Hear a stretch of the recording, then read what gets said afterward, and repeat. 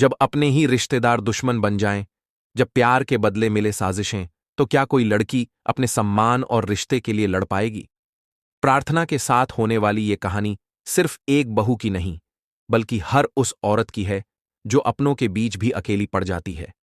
एक ऐसा मोड़ जहां सिंदूर प्रार्थना की आंखों में सपने थे, लेकिन हालात उसकी आंखों से आंसू खींच रहे थे।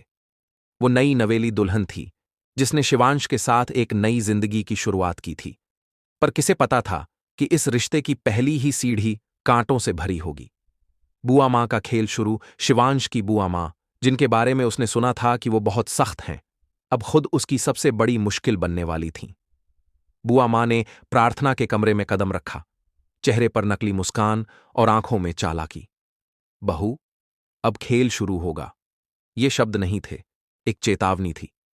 शिवांश, जो हमेशा अपनी बुआ का सम्मान करता था, पहली बार अपने दिल की आवाज सुन रहा था। उसे प्रार्थना से सच्चा प्यार हो गया था। सिंदूर की लाज और अपमान। एक दिन जब शिवांश ऑफिस में था, बुआ मां ने मौका पाकर प्रार्थना की मांग से सिंदूर साफ कर दिया। अब ये सुहागिन नहीं रही, उन्होंने कहा। प्रार्थना हैरान रह गई। जिस सिंदूर को उसने अपना सौभाग्य माना था, उसे यूं मिटा दिया गया जैसे उसकी कोई अहमियत ही न हो। उसके पैरों से जमीन खिसक गई। बुआ मां, आपने ऐसा क्यों किया? उसने कांपती आवाज में पूछा। क्योंकि तुम इस घर के लायक नहीं हो। बुआ मां का जवाब ठंडा लेकिन जहरीला था। साजिशों की नई परतें सिर्फ बुआ मां ही नहीं, अब स्मिता भी इस साजिश में शामिल हो गई थी। वो खुश थी कि जो वो नहीं कर पाई, वो बुआ मां बखूबी कर रही हैं। प्रार्थना को तोड़ना।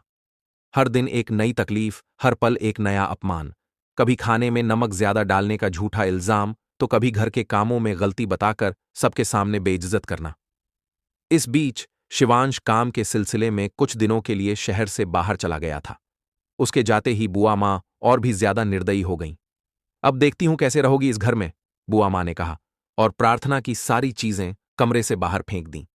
ने कई बार सोच लिया कि अब और नहीं सह पाएगी, पर हर बार उसने खुद को याद दिलाया, ये रिश्ता मेरा है, इस सिंदूर की लाज मेरी है।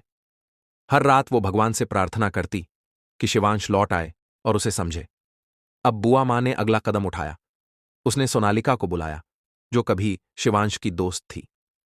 अब तू ही आ और शिवांश को वापस ले जा, बुआ मां ने कहा। सोनालिका तैयार थी। प्रार्थना को सब समझ आने लगा था। अब लड़ाई सिर्फ एक बहू बनाम सास की नहीं थी, बल्कि ये उसकी जिंदगी, उसका सम्मान और उसका प्यार बचाने की जंग थी।